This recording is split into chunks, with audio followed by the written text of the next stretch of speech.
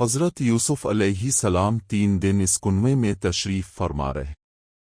یہ کنواں کھارے پانی کا تھا، مگر آپ کی برکت سے اس کا پانی بہت لذیذ اور نہایت شیریں ہو گیا۔ اتفاق سے ایک قافلہ مدین سے مصر جا رہا تھا۔ جب اس قافلے کا ایک آدمی جس کا نام مالک بن زوار تھا پانی بھرنے کے لیے آیا اور کنویں میں ڈول ڈالا تو حضرت یوسف علیہ السلام ڈول پکڑ کر لٹک گئے۔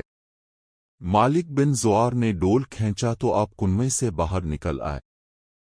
جب اس نے آپ کے حسن و جمال کو دیکھا تو اپنے ساتھیوں کو خوشخبری سنانے لگا۔ حضرت یوسف علیہ السلام کے بھائی جو اس جنگل میں روزانہ بکریاں چرایا کرتے تھے، روزانہ کنویں میں جھانک جھانک کر دیکھا کرتے تھے۔ جب ان لوگوں نے آپ کو کنویں میں نہیں دیکھا تو تلاش کرتے ہوئے قافلے میں پہنچے اور آپ کو دیکھ کر کہنے لگے کہ یہ تو ہمارا بھاگا ہوا غلام ہے، جو بالکل ہی ناکارہ اور نافرمان ہے۔ یہ کسی کام کا نہیں، اگر تم لوگ اس کو خریدنا چاہتے ہو تو ہم بہت ہی سستا تمہارے ہاتھ فروخت کر دیں گے، مگر شرط یہ ہے کہ تم لوگ اس کو یہاں سے اتنی دور لے جا کر فروخت کرنا کہ یہاں تک اس کی خبر نہ پہنچے۔ حضرت یوسف علیہ السلام بھائیوں کے خوف سے خاموش کھڑے رہے اور ایک لفظ بھی نہ بولے۔ پھر ان کے بھائیوں نے ان کو مالک بن زوار کے ہاتھ صرف 20 درہم میں فروخت کر دیا۔ مالک بن زوار ان کو خرید کر مصر کے بازار میں لے گیا، اور وہاں عزیز مصر نے ان کو بہت زیادہ قیمت دے کر خرید لیا اور اپنے شاہی محل میں لے جا کر اپنی ملکہ زلیخا سے کہا کہ تم اس غلام کو نہایت اعزاز و اکرام کے ساتھ اپنی خدمت میں رکھو۔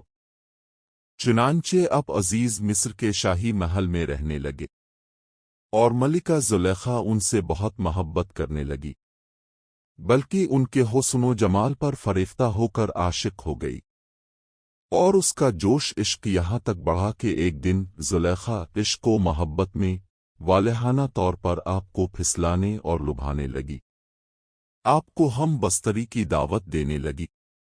آپ نے معاذ اللہ کہہ کر انکار فرما دیا اور صاف کہہ دیا کہ میں اپنے مالک عزیز مصر کے ساتھ خیانت کر کے اس کے احسانوں کی ناشکری نہیں کر سکتا، اور آپ گھر میں سے بھاگ نکلے تو ملکہ زلیخا نے دوڑ کر پیچھے سے آپ کا کرتا پکڑ لیا اور آپ کا کرتا پیچھے سے پھٹ گیا۔ اسی حالت میں عزیز مصر مکان میں آ گئے اور دونوں کو دیکھ لیا تو زلیخا نے آپ پر تہمت لگا دی۔ عزیز مصر حیران ہو گیا کہ ان دونوں میں سے کون سچا ہے۔ اتفاق سے مکان میں ایک 4 ماہ کا بچہ پالنے میں لیٹا ہوا تھا۔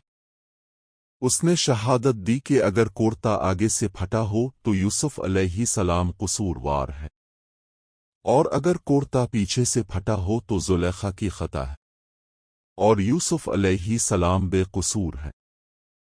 جب عزیز مصر نے دیکھا تو کرتا پیچھے سے پھٹا ہوا تھا، فوراً عزیز مصر نے زلیخا کو خطاوار قرار دے کر ڈانٹا اور حضرت یوسف علیہ السلام سے یہ کہا کہ اس کا خیال و ملال نہ کیجیے۔ پھر زلیخا کے مشورہ سے عزیز مصر نے یوسف علیہ السلام کو قید خانہ میں بھجوا دیا۔